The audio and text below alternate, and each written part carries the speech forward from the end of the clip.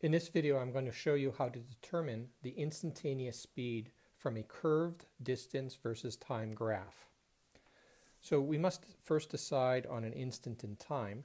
Let's pick 0.8 seconds. So we're interested in this data point. I'll put a circle around it. And the first thing I want to do is I want to draw a tangent line at the instant of time. Okay, the instant in time that I'm interested in. That would be this one. What is the speed at 0.8 seconds? We see that the speed is ever increasing. Here the speed would be lower, here it would be higher. I want to know the speed right at this point.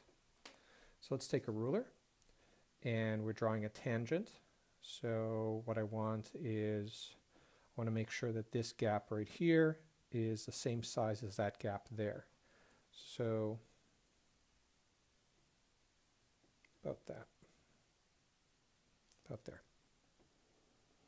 Okay, extend the line through the entire graph, from one edge of the graph to the other edge of the graph.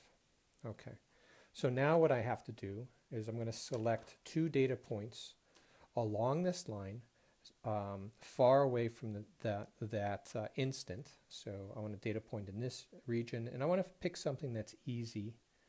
And you know what? It looks like this is a good spot right here, because it basically is right at the crosshairs of those two lines.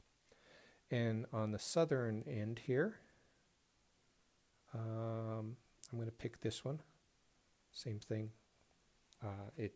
The line seems to fall pretty close to those crosshairs right there. Not exactly, but good enough for our purpose.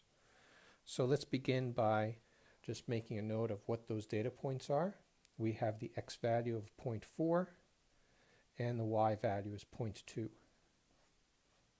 And up here we have 1.2 and 1.8. Okay, this would be the x value, this would be the y value, or in our case, this would be the time and the distance.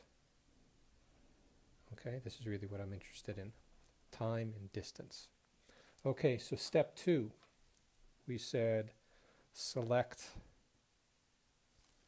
two data points.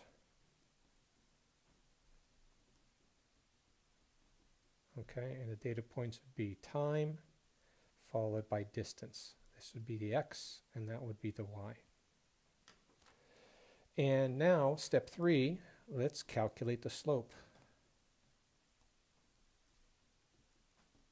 Okay, why slope?